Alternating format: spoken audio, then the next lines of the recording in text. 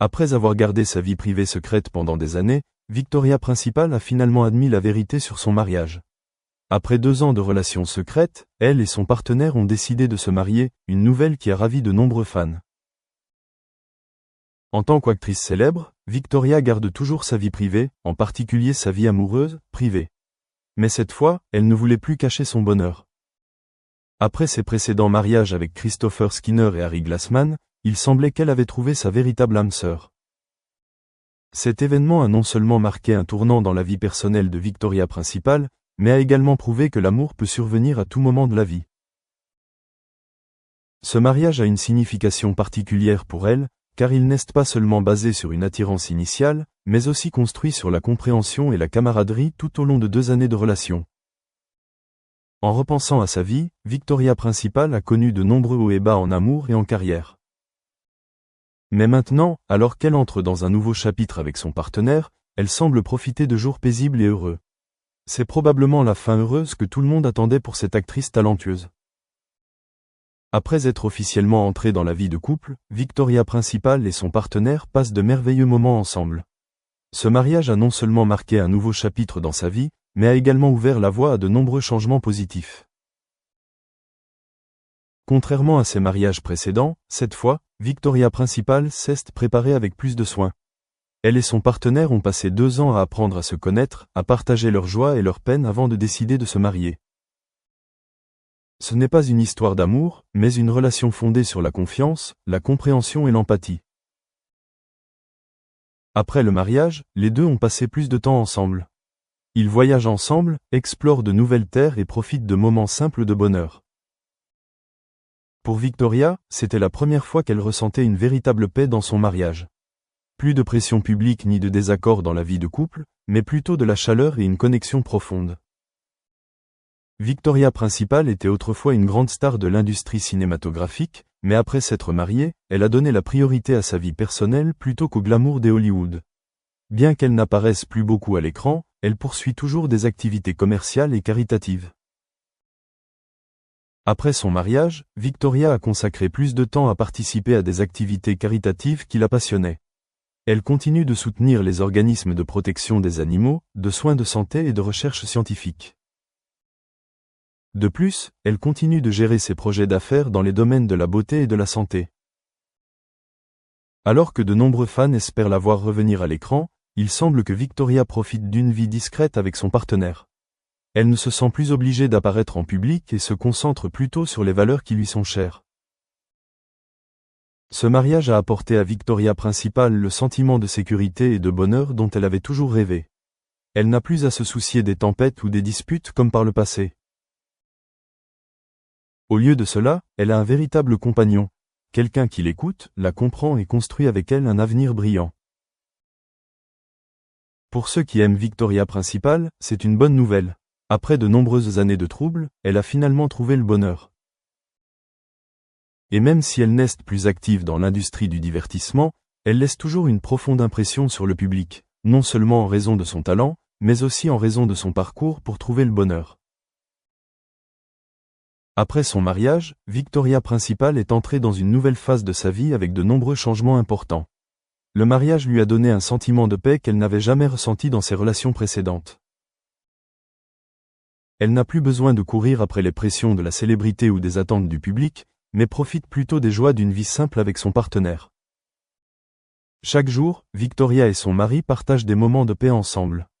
Bien qu'elle ne soit plus active dans l'industrie du divertissement, elle maintient toujours un style de vie actif, se concentrant sur ses projets personnels et ses passions.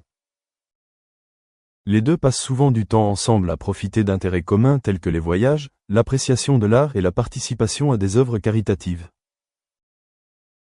Après 2 ans de relation avant de se marier, Victoria et son mari avaient construit une base solide pour leur relation. Il n'y eut plus de tempêtes ni de malentendus comme lors des mariages précédents. Cette fois, elle sentit la plénitude d'un amour mûr. Son mari n'est pas seulement son partenaire de vie mais aussi son confident, quelqu'un qui l'écoute et la comprend toujours. Tous deux savent respecter l'espace personnel de l'autre, tout en partageant des valeurs communes dans la vie. C'est ce qui les aide à maintenir une relation durable et heureuse. Après avoir quitté Hollywood, Victoria Principal n'a pas complètement abandonné le travail qui la passionnait. Elle continue de gérer son entreprise de soins de la peau et de santé, tout en participant à des projets caritatifs qui lui tiennent à cœur. De plus, elle passe plus de temps à faire des recherches sur la santé, la beauté et le développement personnel. Elle participe régulièrement à des séminaires, partageant ses expériences avec les femmes sur la façon de prendre soin d'elles-mêmes de l'intérieur.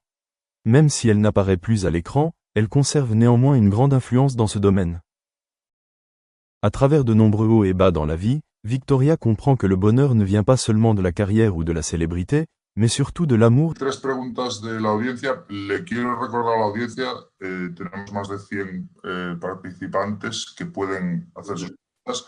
Antes de las preguntas de los participantes de la audiencia, a los 4 les quiero preguntar, ¿será esta pandemia la oportunidad para que los gobiernos en Latinoamérica presten más atención a la educación superior más igualitaria, más dinero para las universidades, o la lacra de la desigualdad de Latinoamérica no tiene visos de desaparecer, porque los que pueden permitirse lo estudian, los que no, no?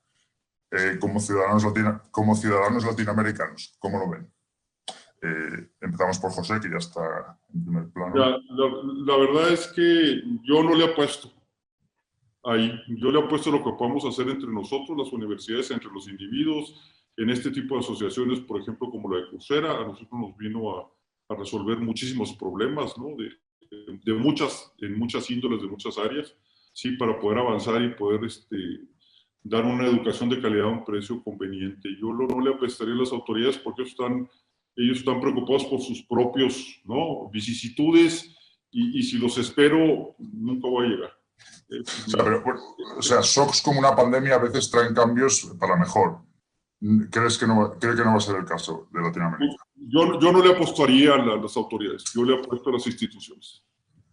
¿Alguna opinión más optimista de Nicole, por ejemplo? Bueno, sí, Nicole, adelante. No, yo diría que hay la oportunidad, hay conciencia, al menos entre los gobiernos. Yo vengo de 10 años de trabajar en desarrollo internacional, y yo, antes de irme de ahí, de Coursera, yo vi que había conciencia de esta, digamos, en particular la brecha digital. Ahí veo oportunidad. Nosotros como Coursera estamos tratando de trabajar no solo con las universidades, sino también con los gobiernos en este reto.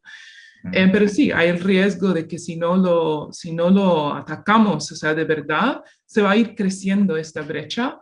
Y, por ejemplo, la oportunidad de estudiar o de tener oportunidades de aprendizajes digitales, virtuales, híbridos, es parte de cerrar esa brecha digital, ¿no? Y esa brecha de equidad que hay en la región. Entonces, nosotros estamos apostando por esto, vemos conciencia, hay ciertas acciones. Yo no puedo hablar por parte de los gobiernos de Latinoamérica, pero ahí en esa dirección vamos, y estoy muy contenta de estar trabajando con este grupo en particular en este reto. Yo soy optimista. Me alegro. Rápidamente, Noemí y Alfonso.